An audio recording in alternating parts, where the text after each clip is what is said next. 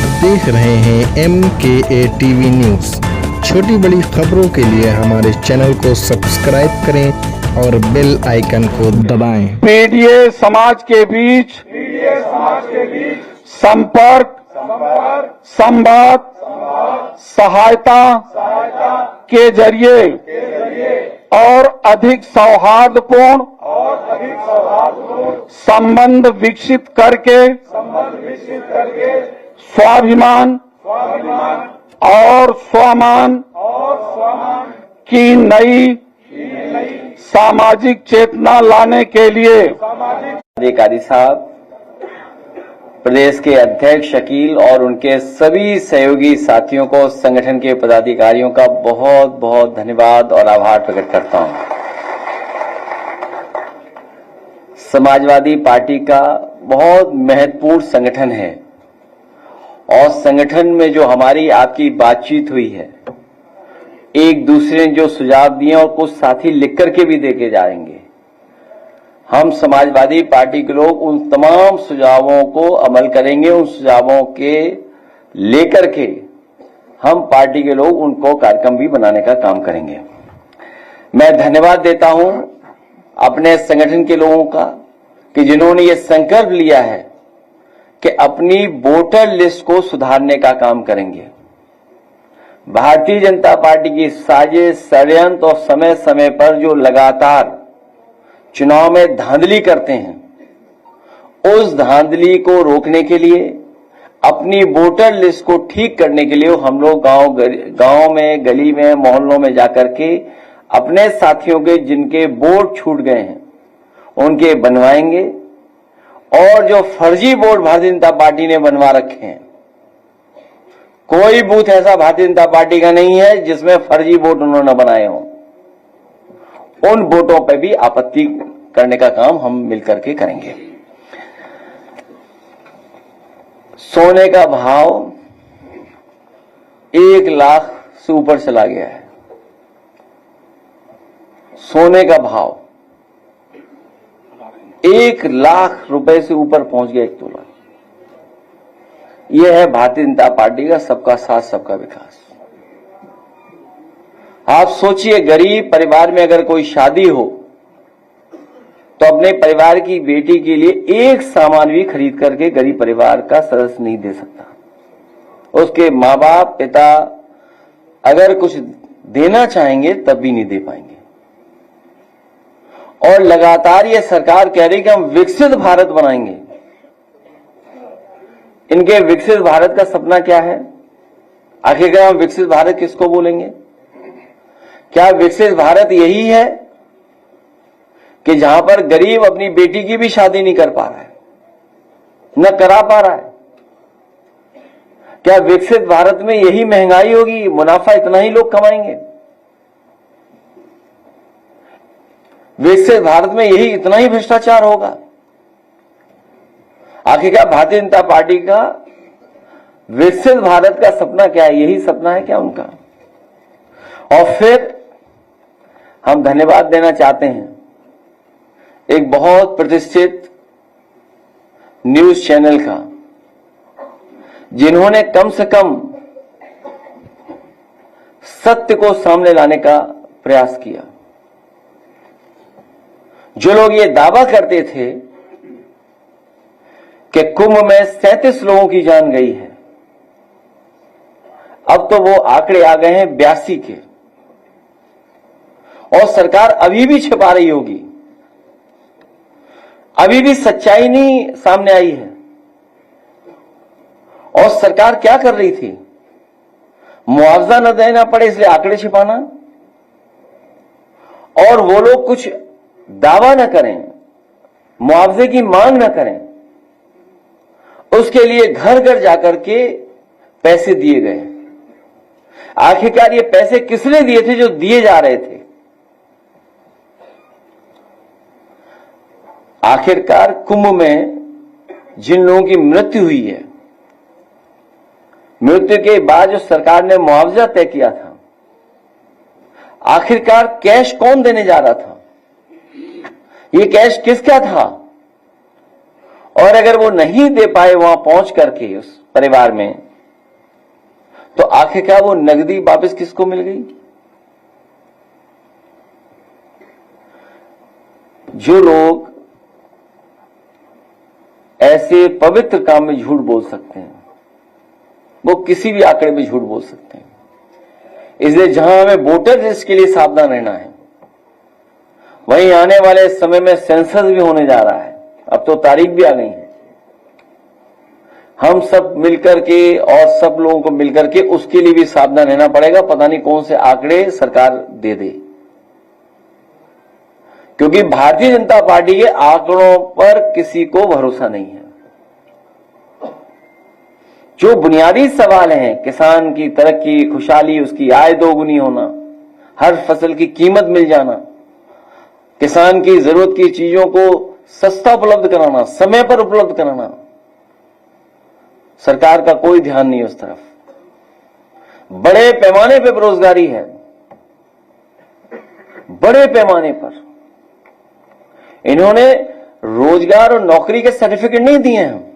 सच्चाई यह है कि 8 साल के लखनऊ और दिल्ली के काम करने के तरीके ने, आर्थिक नीतियों ने बड़े पैमाने पर बेरोजगार बनाने का काम किया है।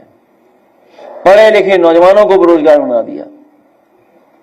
सही तरीके से काम होता तो करोड़ों लोगों को नौकरी मिल जाती। और अपना ही घोषणा पत्र अगर ये बार बार पढ़ते तो लाखों का आंकड़ा नहीं देना पड़ता, करोड़ों का आंकड़ा देती है। इसलिए भारतीय जनता पार्टी की हर बात झूठी है। मैं सभी अल्पसंख्यक सभा के सदस्यों का, राष्ट्रीय अध्यक्ष जी का, प्रदेश अध्यक्ष जी का, उनके साथ है उस संगठन के लोगों का और उनके साथ जितने भी संगठन में लोग काम कर रहे हैं उनका मैं बहुत बहुत धन्यवाद और आभार प्रकट करता हूं। मेले पर प्रतिबंध लगाया गया, उसके बाद बाराबंकी और अयोध्या पर भी प्रतिबंध लगाया गया, अनुमति नहीं दी गई। दूसरा सवाल ये है कि सरकार ने वक्फ कानून को लाया, लेकिन उत्तर प्रदेश वक्फ बोर्ड में अभी तक चुनाव नहीं हो सके जिसमें 2 एमएलए और 2 एमपी जाते हैं। 2022 के अब तक चुनाव नहीं हुए, पिछले 2 महीने से सीओ चार्ज नहीं हुए। प्रदेश भर के लोगों को परेशानी। भारतीय जनता पार्टी और उनकी सरकार नफरत को बढ़ाने का काम करेंगे। जो परंपरागत हमारे मिली जुली संस्कृति का, हमारे तो लाखों का आंकड़ा नहीं देना पड़ता, करोड़ों का आंकड़ा देती है। इसलिए भारतीय जनता पार्टी की हर बात झूठी है। मैं सभी अल्पसंख्यक सभा के सदस्यों का, राष्ट्रीय अध्यक्ष जी का, प्रदेश अध्यक्ष जी का, उनके साथ है उस संगठन के लोगों का और उनके साथ जितने भी संगठन में लोग काम कर रहे हैं उनका मैं बहुत बहुत धन्यवाद और आभार प्रकट करता हूं।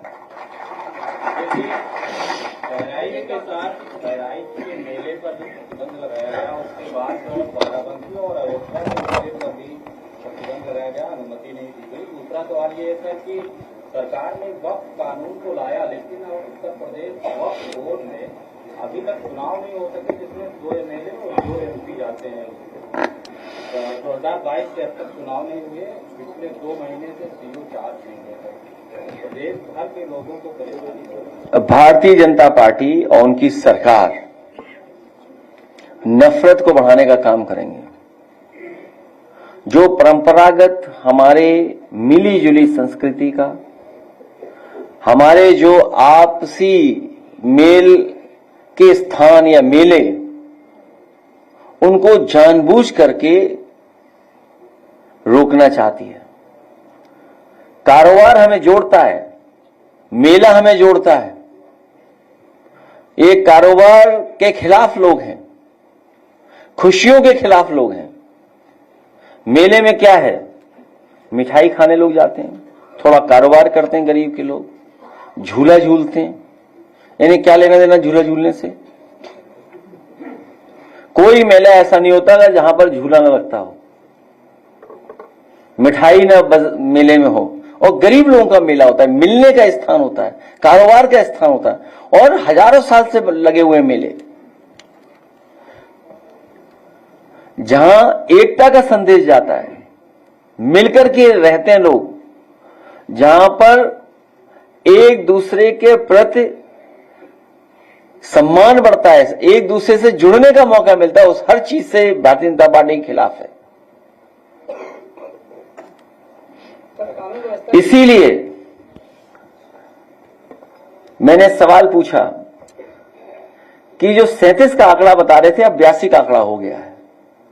अगर हमारे ये सब पत्रकार निकल पड़े जिस तरीके से उस बड़ी संस्था ने, प्रतिष्ठित संस्था ने रिसर्च करके, समय लगा करके, रिस्क लेकर के ये आंकड़े सामने लाने का काम किया है, अगर ये हमारे साथी भी निकल पड़े तो सरकार की पूरी पोल खुल जाएगी, सरकार कहीं मुंह दिखाने लायक नहीं बचेगी। ये कैश आया कहां से जो दिया जा रहा था? हमारे बहुत सारे साथियों पे जांच हो जाती है, आप पे भी कईयों पे छापा पड़ जाता है। ये कैश आया कहां से? और जिनमें वो कैश वितरित हो पाया है, जहां मान लीजिए वितरित नहीं हो पाया, वो कैश वापस गया किसके हाथ में? नकदी कैश आप दे कैसे सकते हैं? किस नियम के तहत आप नकदी दे रहे हैं? नकदी देने का निर्णय किस नियम के तहत हुआ है? नकदी का वितरण किसके आदेश पर हुआ है? वितरण तो बताया है, भूल जाइए कि वितरण क्या हुआ, चलो किसी को कुछ पहुंचा, आखिर किसके आदेश पर हुआ है? ये कौन है जो नकदी बंटवा रहा है? क्या नकदी बांटने में अनियमितताएं नहीं हुई होंगी? जो वापस आया होगा, जो देने गए वो अपनी जेब में रख लिया होगा। और मृत्यु के कारण भी नहीं बता रहे हैं लोग। आखिर क्यों सरकार कर रही? इन सवालों से सरकार क्यों बचना चाहती है?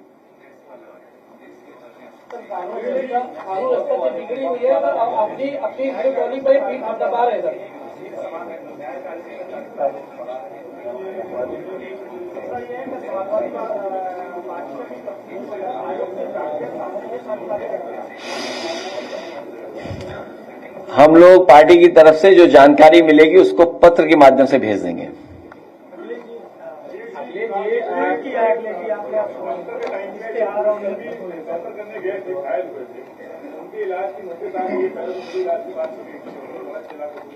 अगर इश्तहार में चित्र नहीं तो उन्होंने मित्र बदल दिया अपना।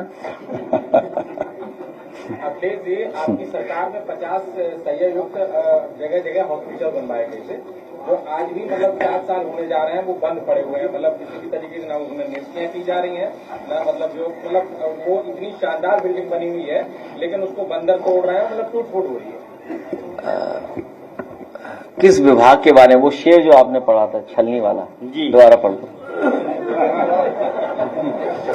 ये इन्हें जवाब मिल जाएगा। एक दो जख्म नहीं, पूरा बदन है छलनी, एक दो जख्म नहीं, पूरा बदन है छलनी, जख्म बेचारा परेशान है किधर से उठे। अब इन्हीं के शेर जोड़ो। हर विभाग इसी तरह है, हर विभाग ऐसा ही है। किस विभाग के बारे में बात करें बताओ? हर विभाग इसी तरह, हर विभाग ने काम रोका। आप सोचिए,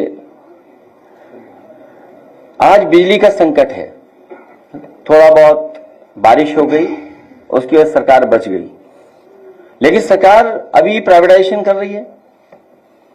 जो इंफ्रास्ट्रक्चर था जिसको और अच्छा करना चाहिए वो इंफ्रास्ट्रक्चर बर्बाद कर दिया। कहीं ट्रांसफार्मर फूक रहे हैं, कहीं लाइन कट जा रही है, पहुंच नहीं पा रही है। लोगों को कैसे जीवन यापन जी पा रहे थे इन गर्मी में, सोचिए आप। कोई बिजली बनाने का कारखाना नहीं लगाया।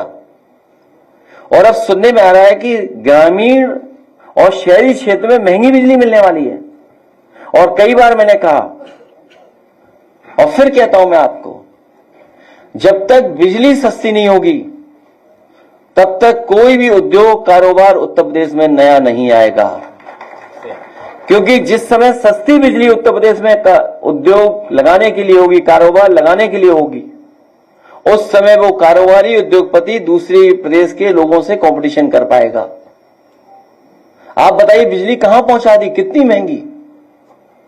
हर चीज पर पैसा वसूल रही सरकार, और जो बिजली विभाग मुनाफे में था वो कहां पहुंच गया बताओ आप? और एक भी बिजली का कारखाना लगाया हो तो बताओ।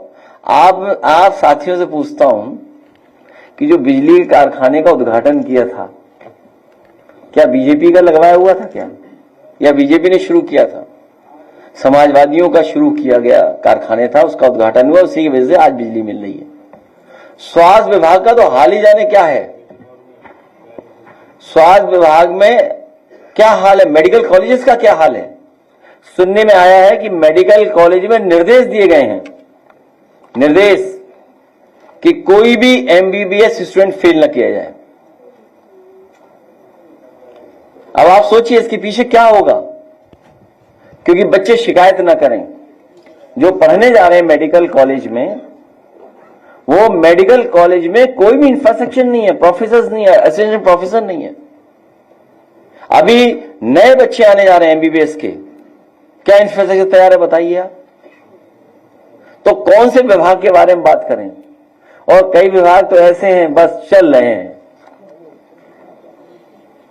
पानी की टंकी वाला विभाग तो पता ही है आपको, अभी कौन सा जून महीना चल रहा है, आज अखबार में खबर आ गई कि पानी की टंकी से पानी निकल रहा है, तो जुलाई तक गिर जाएगी। हर महीने गिरनी है टंकी, तो जून वाली तो गिर चुकी है, जुलाई वाली गिरेगी अभी।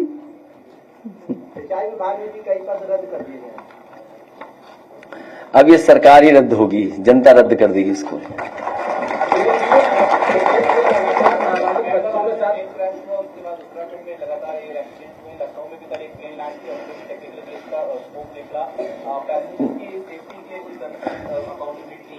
मैं कोई एक्सपर्ट नहीं हूं, लेकिन इसमें एक्सपर्ट्स की राय और सरकार को नियमों का पालन, मानकों का पालन कराना चाहिए, क्योंकि रिस्क बहुत है इसमें। और हमने, आपने देखा ही है, वो तस्वीरें देखी हैं जिस तरीके से क्रैश हुआ, और उत्तराखंड में कोई पहली बार क्रैश नहीं हुआ है, लगातार कुछ दिनों में कितने क्रैश हुए, कितने लोगों की जान गई है। आखिर मानक और नियम का पालन कौन कराएगा?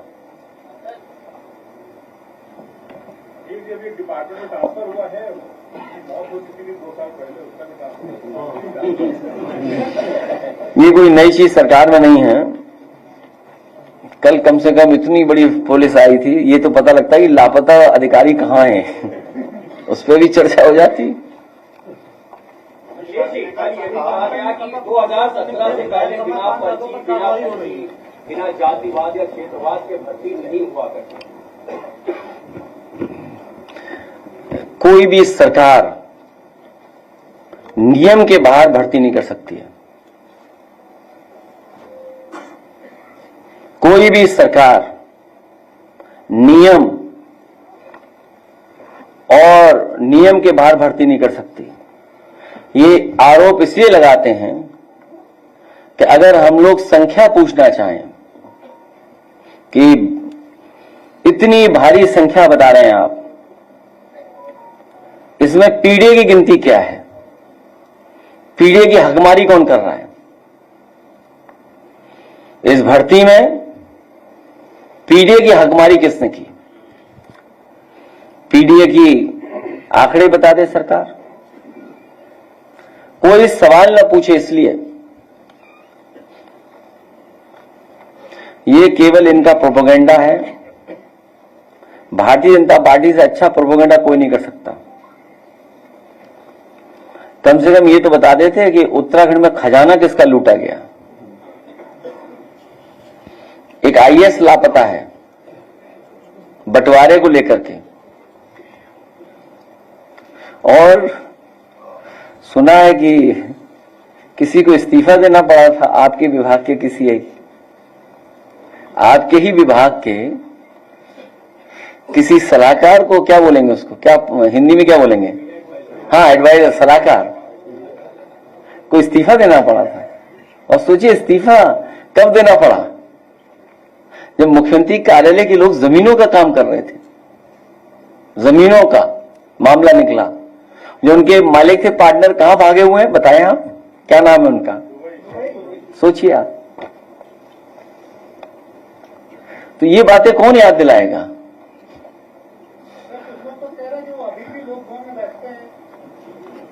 लोक भवन में तो कैसे कैसे लोग बैठते हैं, तुम्हें नहीं पता?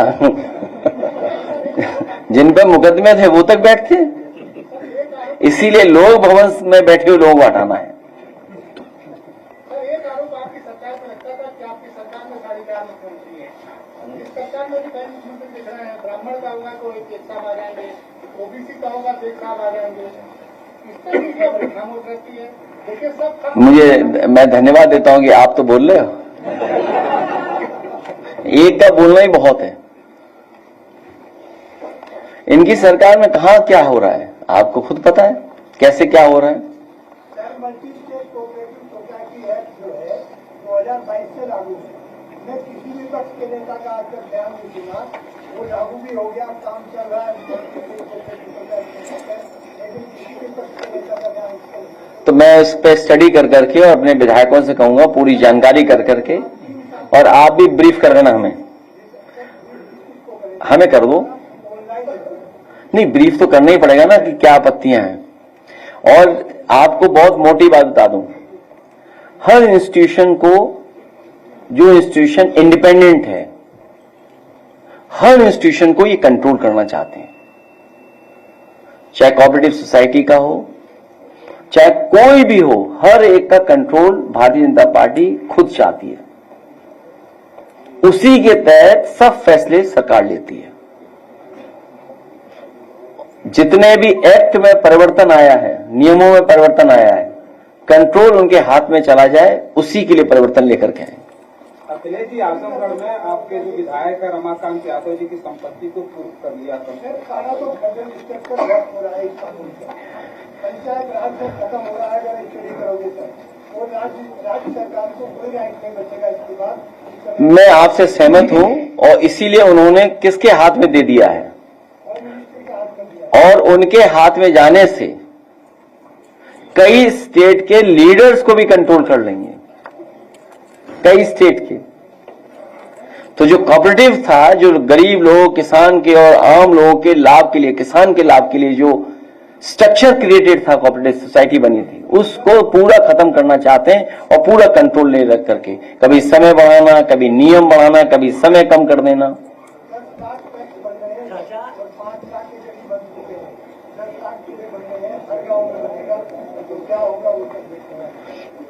इसलिए सरकार हटाना बहुत जरूरी है।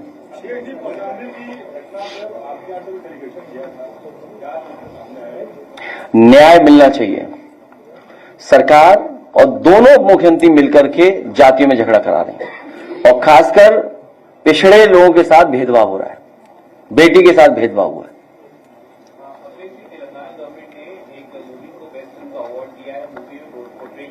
हैदराबाद का जो हिस्ट्री थी उसको पूरी तरह से पोर्ट्रे किया गया है, पूरी मुस्लिम कम्युनिटी को उसमें विलेन के रूप में दिखाया गया है, और तेलंगाना की कांग्रेस गवर्नमेंट उस फिल्म को बेस्ट फिल्म का अवार्ड दे रही है। मैंने ना फिल्म देखी ना मुझे जानकारी है।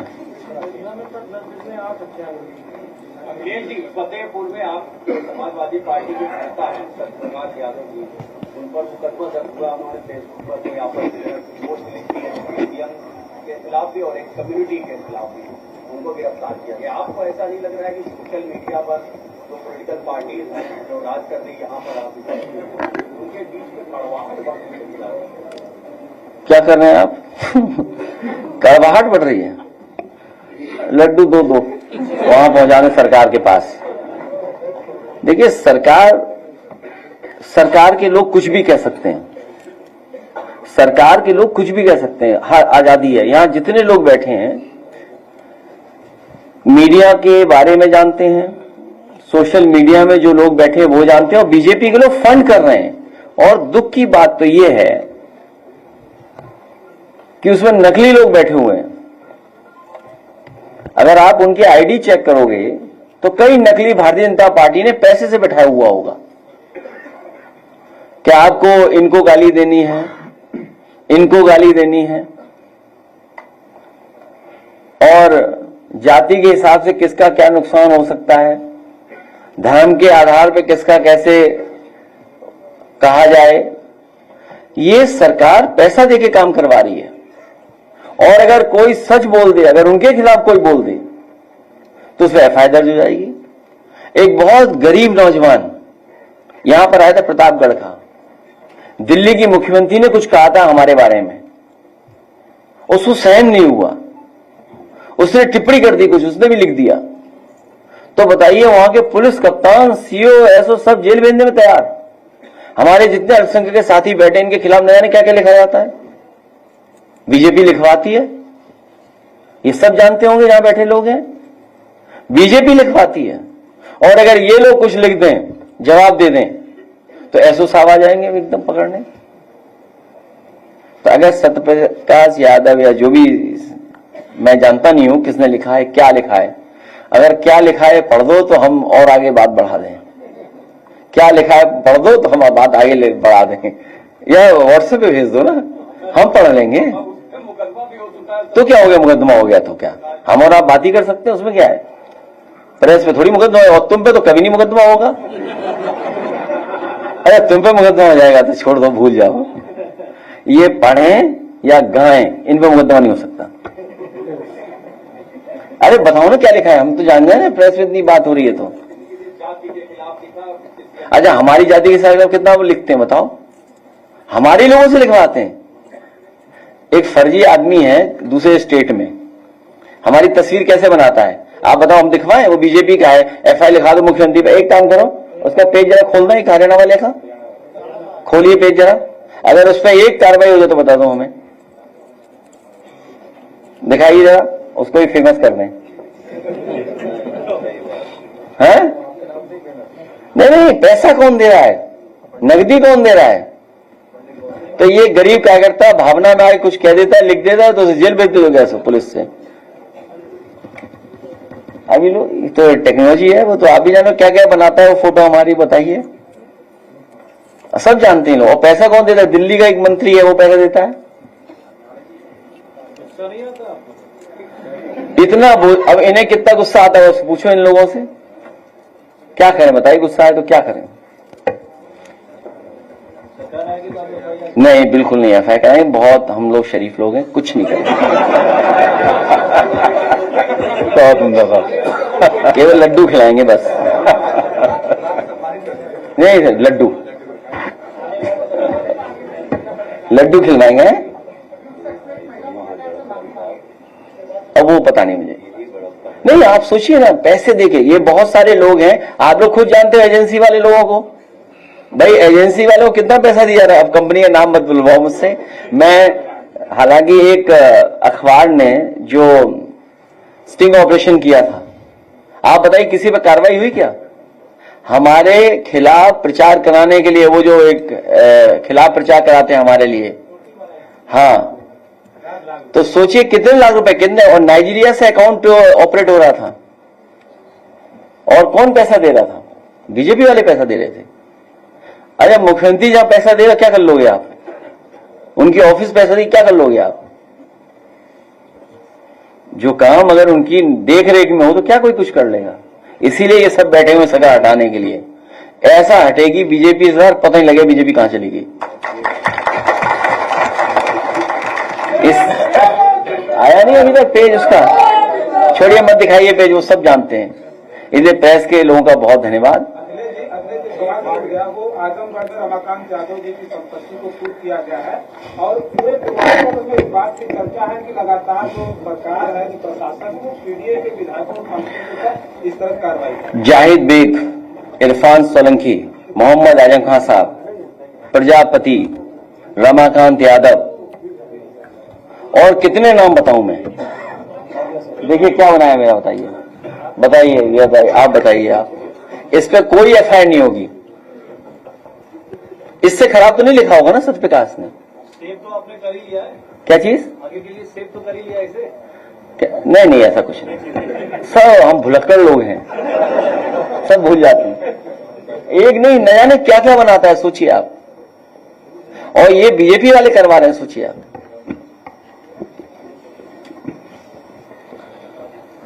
आप चैनल वाले तो लाहौर तक जिता दिया था, क्या कराची जिता दिया था? हैं? ये हैं चैनल वाले बैठे, तुमने कौन सा जिताया था बताना? अच्छा ये कहां तक चले गए थे? नहीं, इनका चैनल कहां तक गया था? अच्छा, इस्लामाबाद चला गया था इनका चैनल। बताइए आप, हद कर दिया आपने, कितना अपमान करवाया देश का। बोलना नहीं चाहिए, लेकिन अब बता रहे हैं, क्या बता रहे हैं?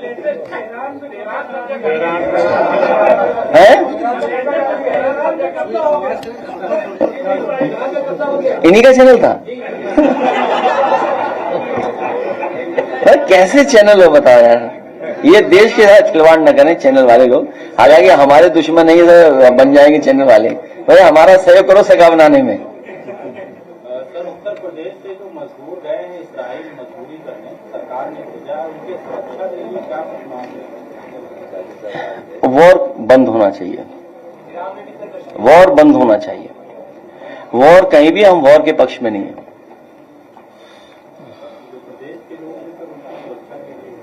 भारत सरकार से कहेंगे, और आपके माध्यम से मैं कहूंगा कि जो भारतीय लोग, हिंदुस्तानी लोग ईरान में हैं या और जगह हैं, उनको पूरा सुरक्षित वापस लाए भारत सरकार।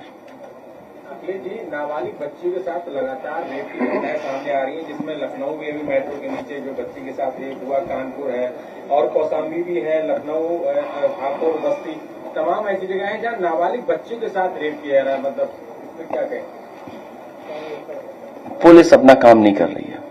जो पेट्रोलिंग और जो समय समय पे काम करना चाहिए वो नहीं काम कर रहे हैं। सरकार को जो जागरूकता है, समझदारी का काम करने से सरकार नहीं काम कर रही। चलो, प्रेस के लोगों का धन्यवाद।